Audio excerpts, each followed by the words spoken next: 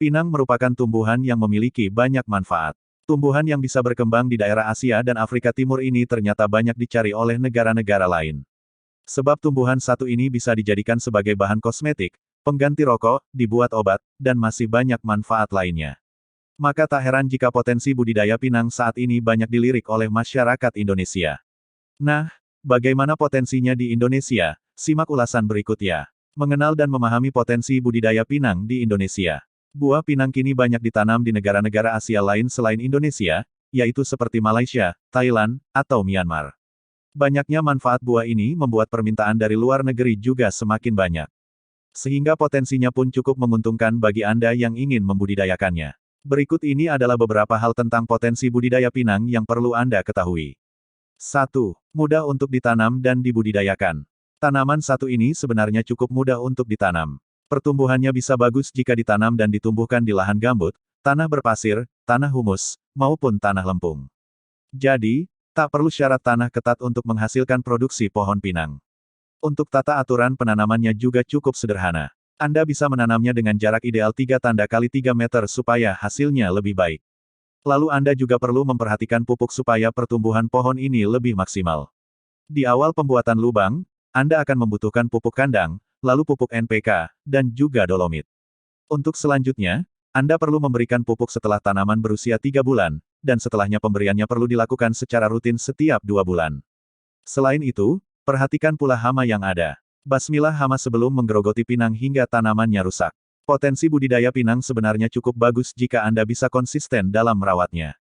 Pohon ini biasanya akan berbuah setelah berusia 4 tahun. Setelah itu, usianya bisa bertahan sangat lama, bisa 25-30 tahun. Anda bisa memanen buahnya 15 hari sekali selama 8 bulan dalam waktu 1 tahun. Artinya dalam 1 tahun pinang bisa dipanen 16 kali. 2. Buah pinang kaya akan manfaat. Seperti yang sudah dijelaskan di awal, pohon satu ini memiliki banyak sekali manfaat. Adapun yang diambil dari pohon ini rata-rata adalah biji serta batangnya. Buah ini juga memiliki rasa pahit karena mengandung alkaloida yang juga bersifat seperti racun. Selain itu pinang ini juga memiliki sifat yang adiktif. Adapun manfaat utama buah pinang yaitu sebagai obat. Bisa untuk mengobati kulit yang terluka, mata rabun, cacingan, dan gangguan kesehatan lainnya.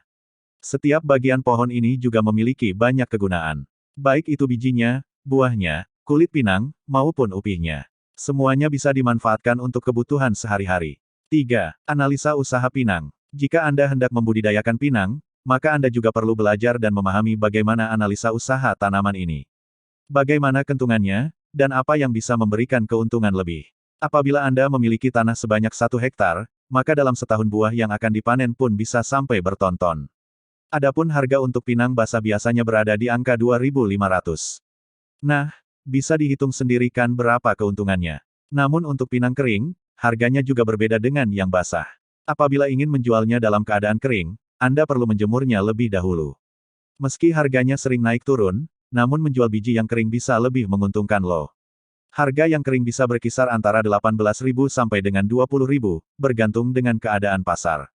Jadi, jika tidak terburu-buru, ada baiknya mengeringkan pinang lebih dulu sebelum dijual.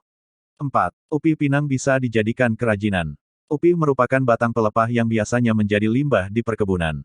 Namun siapa sangka, limbah yang masih minim dimanfaatkan ini bisa dijadikan kerajinan yang bermanfaat. Oleh masyarakat Asia Tenggara misalnya, upih ini bisa dibuat menjadi kipas atau permainan anak-anak kecil. Masih ada lagi kerajinan dan produk yang bisa dibuat menggunakan upih. Peralatan sehari-hari juga bisa dibuat dari pelepah pinang. Potensi budidaya pinang melalui upiknya memang tak kalah bagus. Pelepah ini bisa dijadikan sebagai alat-alat makan, seperti mangkuk, piring, garpu, sendok, lukisan dinding, sandal, tas, dan juga produk sehari-hari lainnya. Lalu karena dibuat dari pelepah, tentu produk-produk ini sangat ramah lingkungan. Kerajinan ini pun bisa menjadi alternatif untuk menggantikan plastik yang tidak ramah lingkungan. Tentu saja jika bisa memanfaatkannya dengan baik, pinang akan sangat menguntungkan. Nah, seperti itulah potensi budidaya pinang yang cukup mudah ditanam dan menguntungkan.